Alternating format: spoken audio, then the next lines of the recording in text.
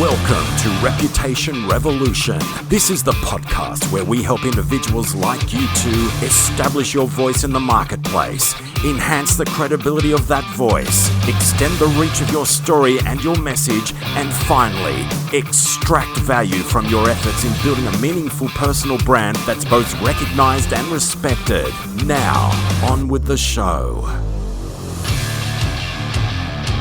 My name is Trevor Young, and with me I have Brendan Keogh, content creator, podcast producer, book ghostwriter extraordinaire. Greetings, everyone. Great to be here.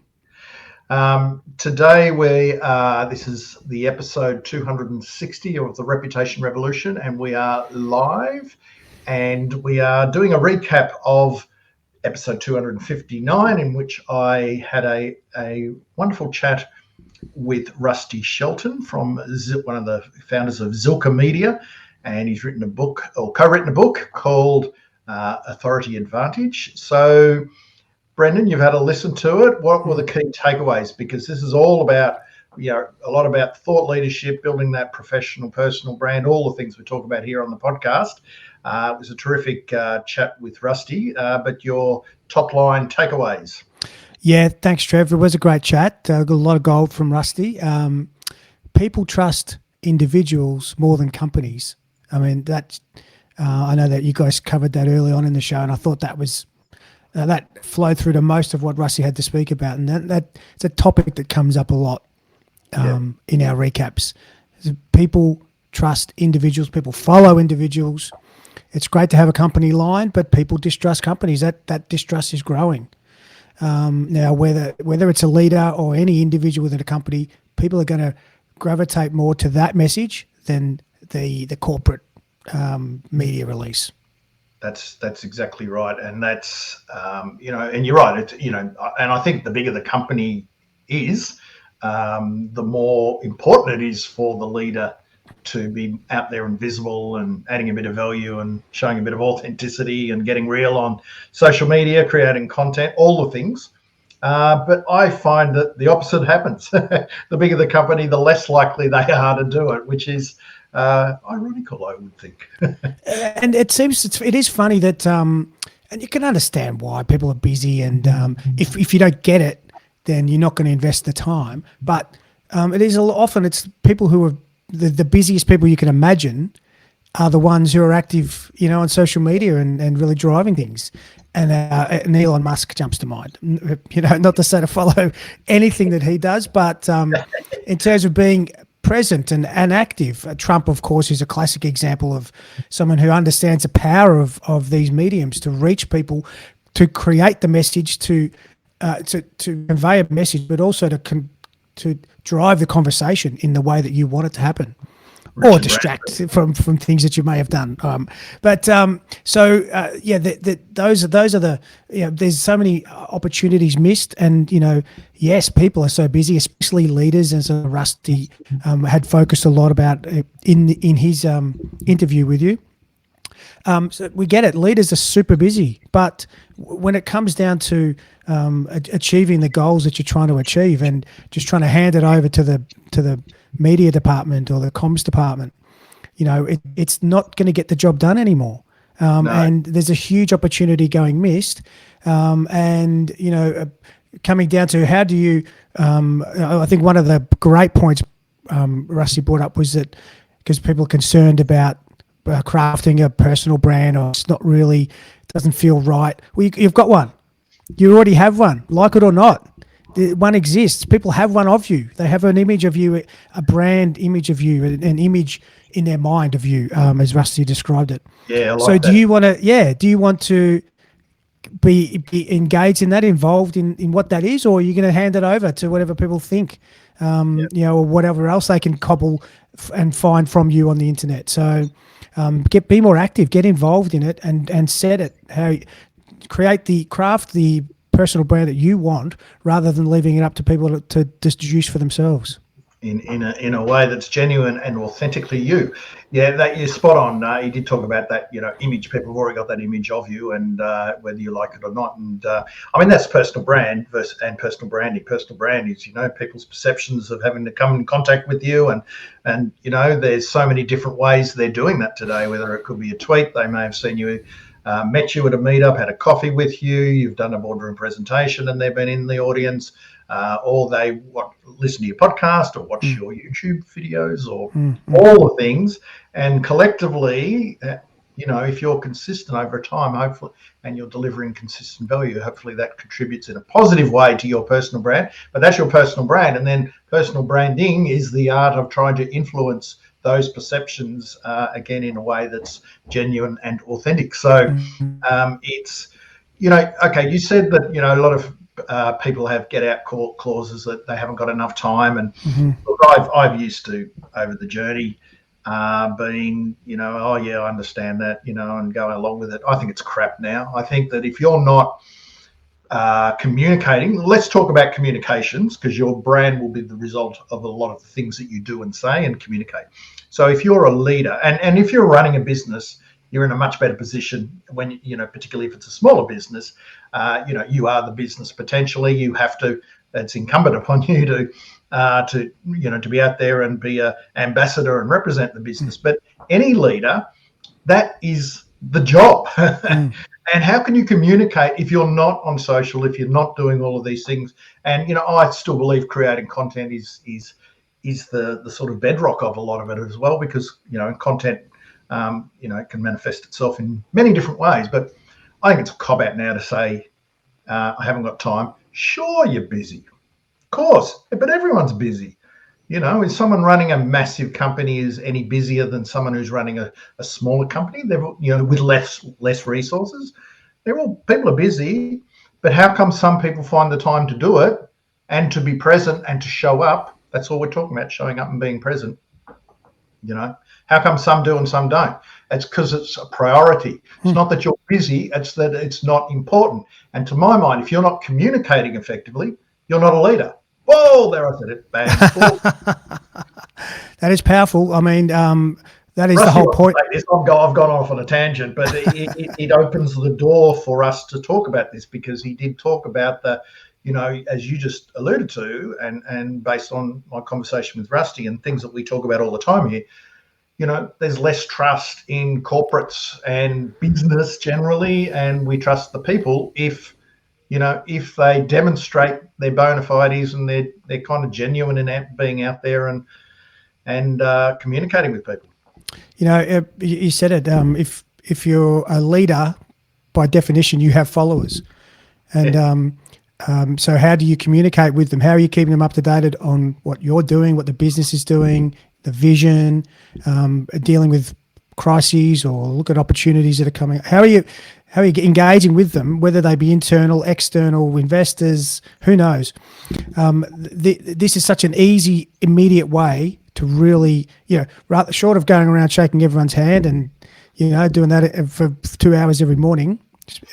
This is such a great shorthand to do that. So I think any progressive leader really understands this, and they might be stuck at the point of execution. How do I go about this? There's so many moving parts. So we can understand that. But because you've got to understand, you've got to recognize, okay, I need to put my hand up and get some help to do this, because if you want to communicate, if you want to differentiate, again, that came up in the interview with Rusty, that there's so many very similar people out there doing in the similar space. It's very competitive. In any industry is competitive. So any advantage you can gain is huge for you, but also by extension for your business. So a lot of people think of it as he referenced, you talk about personal branding to a lot of leaders and they throw up in their mouth a little bit. And it's because there's something about it. And I think he hit it on the head when he said, because we think of people who haven't done it well.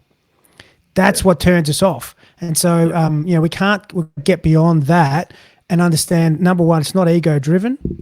But number two, it's about being yourself. That again came through. I don't know how many times we've talked about this. Being yourself, hashtag authenticity. You know, it's key. Because people are interested in people. You're the point of differentiation. Your personality, what you like to work with. That's not going to tick everyone's box, float everyone's boat, but it will enough. If you can convey it, enough people will dive in and go, I could work with this person. Let's have a meeting. And you said sort of progressive leaders, and a progressive leader is, you know, a servant leader today. It's called servant leadership, and because you serve an audience, it's not like I'm out the front and look at me and chest beat and all that sort of stuff, which is really old school. But I'm sure that well, I know that permeates the business world. But you know, a servant leader understands the audience and the people, and you know, they're serving them. And the moment you change that your perception of what leadership is, then your communications is going to change as well, and that's when you're going to become a better communicator and a better leader. We talked about, Rusty and I talked about some of the big shifts that he sees, and this, you know, forms one of the sort of cornerstones of the book, his book, The Authority Advantage. But the three shifts were from corporate branding to authority branding. So you've been sort of alluded to that. From corporate media to micro media, and from selling to buying, and that's the high ground of authority. And this quote from the book is, people don't want to be sold something, they want to buy something. And the best way to get someone to seek out the opportunity to buy from you is to position yourself as the unquestionable authority in your space, someone they would be lucky to have a chance to do business with. So there's three big things, you know, from corporate branding to authority branding, we've mentioned there. But I think from corporate media to micro media, you know, we look at so many different types of media now. This is, you know, we're doing a live stream here. This is media. You know, Twitter, or whatever it's going to be called, Elon Musk's X. You know, that's micro media, literally micro media. Although they're bringing in long form content on that too now. And it's well past the 240 characters, slowly being rolled out. You know, all of the things, medium.com. You know, if we're doing an article or a post on LinkedIn, that's all micro media. And, you know, we've got to embrace the opportunities of that. Obviously, there's many benefits in cost and ease and all of that. But we can be really targeted because you build, you know, your own network. And, you know, and then by some of the other activities that he talked about in terms of, relationship-driven activities of reaching out, getting guests on your show, strategically getting guests who will then share podcast episodes with their audience and expanding your network, those kind of activities to grow your network. But it is targeted and you can really go niche, which has great benefits. So, you know, embrace those limitations if you like. Yeah, I think that it's, you know, there's times when if you can get major media, fantastic. But ultimately, you know, the way to build up to major media is through micro media and niche media. And you know, particularly if you're running a business and you're going to sort of not start from scratch because you already have a reputation, but you want to build out more strategic visibility in the marketplace and, you know, build out that thought leader brand, for example, and that credible authority positioning in the marketplace. Then, you know, the mediums, social media, earned media, owned media, you know, they're all going to play a role. One thing I did like was in the selling to buying component, where he talked about building trust before you walk in the room, which I know is something you've banged on for many years, you know, that's so true that, you know, you already elevate and advance the conversation and discussion. People already have a sense of what you're like to work with. So that takes you so far down the sales funnel, it's not funny. Yeah. I mean, what's the old saying? You know, your reputation precedes you, or you know, it's your lifeblood as a leader, and it does precede. And people, you imagine if you swap jobs and became a leader of another company, and all the employees are going to check you out of the new company, are going to check you out, and what have they found in the old around what you've done in the old company? And if you can't be found, can't be seen, can't be doing anything, well, then they're not going to have a great opinion of you. But if you've been out there and, they've seen a keynote speech on YouTube, or they've followed your tweets, or, they've seen some articles and essays you've written on LinkedIn, that's going to go a heck of a long way. And that's employer branding. And even small businesses, we all know people who are running vibrant smaller businesses, and they need to compete with the big guys to get talent. And one way they can do it is by being, having an employer brand that's rock solid, and a leader has to drive that employer brand. And so, when we talk about branding, it's not just about to get business in the door, but it's to, it's to get new employees and partners and collaborators and all the things. And that's when we look at things from a PR perspective, that's when, PR people see this bigger picture. Marketers tend not to, because they get, their job is around selling product.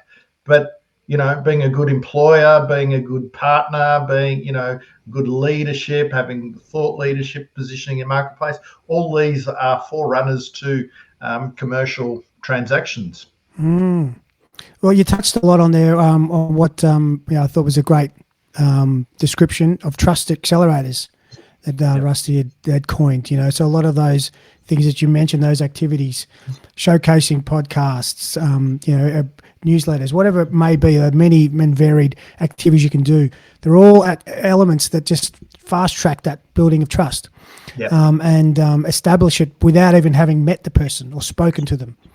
So there's many powerful things you can do, before you even get into the meeting, but that will help you get the meeting. But also, as you doesn't have to rely on people listening to every podcast you've done, reading everything you've done. It's enough to get the sense that you are doing these things, and they can, whether they're following you and get little bits of updates, snippets of your latest podcast, and they get that sense, or they Google stalk you and find what you've done on LinkedIn. You look at your history of activity. It's building that trust. Your body of work stands for something. It's part of your reputation. And one of the quotes from the book is, just because, this is Rusty's book, just because you don't do social media or you're not interested in building a brand doesn't mean that the first impression isn't happening. So I think that if we're, got one theme for today, it's really, which we bang on enough about, I guess, it's happening whether you like it or not. Your brand is out there, your reputation is being built. Why wouldn't you want to influence that in a positive way? I don't understand why you wouldn't want to do that if you're running a business, if you're a leader.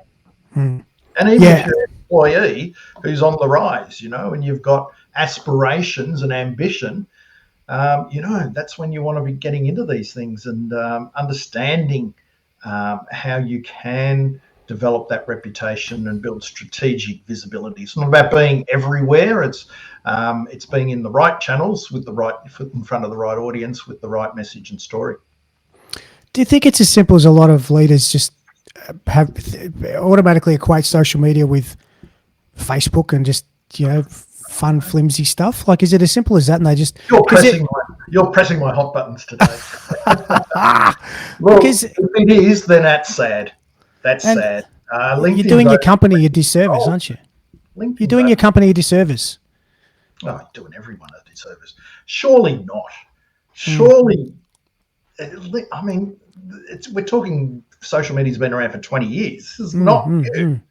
None of this is new. None of this stuff that we talk about is new. Yeah, the technology is evolving and changing, and the algorithms do what they do, and people's consumption patterns are changing all the time, and you have TikTok roll in and all the different things. There's always things happening because we try and stay up to date. We know how hard that is, but the basics don't change. I've gone back to some of my old articles that I wrote when I started blogging, back in 2007, and some of the ones from then for 5 years. So still going back a fair way.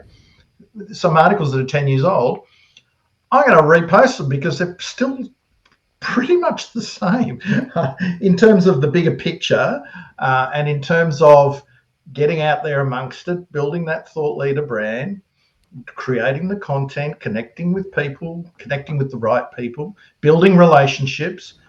This is PR. This is PR. PR is, how do you deepen the level of connection with the people who matter the most to the success of your business or cause or issue? That is PR. Nowhere there did I say get some press clippings. Yeah. So, and I think if leaders have to get beyond that ego component, worried that it's a vanity project. It's not. It's about people aren't listening to your company message. They just ignore it. I don't, unless you're supporting company social media posts, say, with individuals posting or sharing, you almost just shout down a well. So it's that avenue is really closing up because of that lack of trust. So it's individuals or bust. So you need to get on board and share these messages and drive it. Take it seriously, and devote time to it, or you just won't be heard. Do you think that in a lot of cases it's because leaders that don't do this, there's actually a lack of confidence there, or it's the ego comes in? You said the ego, that they don't want to have the ego associated with building a brand.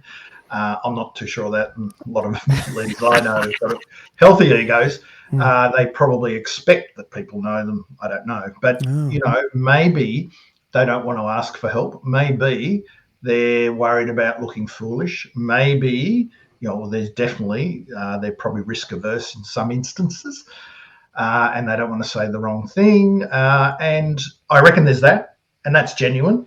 And I think that that's something that you've kind of got to get over and embrace, because, a lot of people have started in that position. I don't want to go out and talk. I don't want to do this. I don't want to put myself out there. And they do it. So, if you're a leader of any note, whether it's a small business or a growing business or a major corporation, you've got to do that. That's part of the game. But, or the other part is that you don't care. You really don't care about your customers and the general public. And I reckon there's a bit of that about as well. They actually don't care. They might say they do, but if you really care, you're going to go out and talk to them. You're going to do things, you're going to be out amongst it. If you're, if you really care about, your employees, you'll be out there seeing them and talking about them and documenting it on social media. I truly believe that. I know some, we have an example of, I just saw it today, just looking through LinkedIn, and Shane Elliott, who's the CEO of ANZ Bank. ANZ is a massive corporation here in Australia, one of the biggest companies. And he's often on social media taking photos of himself out with the staff. And he, the one I saw today, he was with an employee who's been with the business for 50 years, I think. But that speaks volumes. So, and I know we're packaging a lot up here. I mean, when you're building authority, it's not just taking selfies with staff and doing that activity on social media, but it's all wrapped up together, I believe. I still think that the creation of the content, taking position on issues relevant to your industry, educating, helping to educate, your clients and people, customers and clients on topics and issues that are relevant to them and their challenges. I think that that's an important thing as well.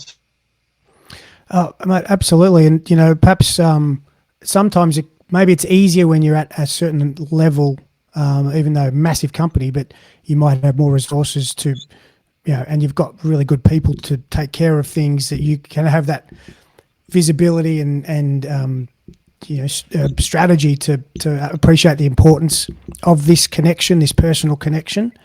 So let's give some credit to a lot of the people who are struggling with it. I do believe it's an overwhelm with a lot of people, and if you haven't been doing it, and there's a sense of it's all the podcast is done to death. No, there's still opportunities. You talked about this with Rusty. There's always opportunities to do it a different way, because it is that sense of it's all been done. But no, there's plenty of opportunities, and just because someone else in another country is doing it doesn't mean that your audience or people in your network wouldn't be interested in hearing your take on it. So, I do think it's people need confidence, support, but, a lot of leaders are already confident, as you might have said, but a lot need support. But yeah, often it's that, where do I start? And, strategy, something you speak about, as the most important thing. If you can have an idea of what you're trying to achieve in mind and how you're going to do it, that's really gives you that's where you get the confidence to do this. But also, knowing that you've got, it's not about being perfect, far from it. It's being yourself, warts and all. That's what really cuts through. I think a couple of the episodes where you've done TikTok, and people talk about it's the muck-ups that mistakes that get the biggest traction. People just are drawn to that, and we don't see it enough perhaps on LinkedIn or the more grown up platforms, so don't be afraid to make mistakes, because that's when people have more confidence in that you are genuine, and they're just like me, and I'm much better chance of connecting with that person in a business sense. Yeah, and when you said it's all been done before and everything, I mean, on LinkedIn, it's only 5% of people are creating content, posting on LinkedIn. So it might feel like everything's been done, but it certainly hasn't. And what you've got as a leader is hopefully credibility, stories, experiences, lessons learned. Stuff. So why keep it in? Why hold that in? I don't understand. Why hold that in? Why have a scarcity mindset? Why not just, think in abundance, which is a really, really good trait, and and be part of that, conversation, be part of that community, be a representative of your company, be the ambassador, be the cheerleader for your people, be the cheerleader for your industry. That's it. You don't have to do it all yourself, because as Rusty said, the greatest untapped resource of all companies is their internal experts. So you could just be positioning, using your credibility and your platform, and showcasing others in your business, and just showing the depth and ideas, and just not making it all about you. And I think that approach can also help. We know most leaders are pretty comfortable in the ego stakes, but many don't want to be seen to make something all about them. So that's what I'm talking about. You've got the platform, you build that platform, you share that platform with your employees, with your partners, with your internal experts. Your customers. That is where it gets your customers. That's when it gets really smart, and just it speaks volumes. You've got me fired up today. I wasn't expecting to be fired up, but I there's comes a point for a long time there, and I said, look, it's all right, we'll get you there, and da-da-da. And look, when I work with people, if they're committed to it, I've got the hand on the shoulder, and I'll guide them and I'll push them, and then they embrace. And when they embrace, but they've got to come in with the right attitude in the first place. That's when it works. That's when they embrace and they get results, and we see it. And so, but it's just getting people to that starting line. Most of them, well, most, I don't know, but a lot are not at that starting line. They're not even in the arena. They're not even in the arena and on the starting line to even, get into the communication stakes. Yeah, absolutely. So mindset, if you don't have the right attitude, you'll never get it done. And if the leader can't prioritize this stuff or think it's important, who else in the organization, apart from the marketing and comms team, that you're just going to fall into that same old trap, just talking from the company. So the leader has not only sets the agenda for what they're doing, but by extension, it empowers and also signals to other senior people, this is important. And so people have more confidence to devote the time. It does take time. Prioritize the time. And again, if you're running your own business, you're in a fantastic position to doing that, and more likely are doing it now. And can you do it even more? And that's, with greater empathy, with greater oomph. That's a technical term, Brendan. And so that's the exciting part. I think that we haven't even touched, most business owners and leaders of other companies haven't even touched this. What's the word? Touched the surface? Broken the surface? I don't know. Scratched. Yeah. Scratched the surface. That's the one I'm after. Thank you, sir. Haven't even scratched the surface when it comes to building their brand out there, and I think that's exciting because you've got a pretty open slather out there. And you know what? Every time I see it, when someone does it well, they get really not saying looked after, but they get kudos on social media. If someone does something well, and they, and it's usually in a crisis, if a leader's done well, communicated well, people will acknowledge that. I see it all the time. Yeah, absolutely. I hope it doesn't get to that. But the other thing is, if you have a strong, respected, trusted, credible personal brand, and you have a crisis in your company, you've already got runs on the board, you've got goodwill in the bank, you're already used to being out there and communicating with people, you understand the lay of the land, and therefore it's going to be a lot easier to manage that crisis if you're already out there. Like, that's half of crisis management, is actually building up the goodwill in advance. And so if the crisis does hit, you're ready to communicate. You're not going back into your shell like a lot of leaders do. A lot of, they go back into their shell, they get a press release, crafted by the lawyer and the PR people, and it doesn't sound like a real person. And, well, not only that, imagine that's your first foray into, full-scale social media is for the, mopping up a crisis. It's a lot easier. It's a lot more challenging. So to get the runs on your board, as you said, the credibility and the practice, get into the groove of it. It's not an anomaly then. It's like, oh, here's this person being wheeled out. You feel comfortable. Away from behind the desk. Yeah. It's not as bad. And look, I've seen cases of people going out, not reading the room. Leaders of big, there was one of the big banks, investment banks in America, and they had to ask the CEO anything on Twitter. And this was a few years back, and it was an absolute disaster because they didn't read the room. They just contributed, in more recent times to the, the global financial crisis. And, I applaud them for doing it, but I don't think, I think you got to also read the room a bit and build up your bona fides a little bit. Email your questions and but, kudos for having a go. But I mean, and people read that and say, oh, I'm not going to go anywhere near it, and it's too scary and all of that sort of stuff. So, there's no, the reality is not as bad as, it's never going to be as bad as what you think it's going to be, because what you read in the press of the things that have happened in a bad sense on social media or whatever, that's all you're seeing. You don't see all the good stuff. You never see the good stuff. So it's, I'm just going to finish up saying that, do get the book by Rusty Shelton, The Authority Advantage. It's a good read. He's been in the game a long time. He's written books. He's does the PR for some pretty big names in the States, and he's got an agency. He's got all the credit under the sun. And I love reading books by people that have got the credibility. They've got the runs on the board.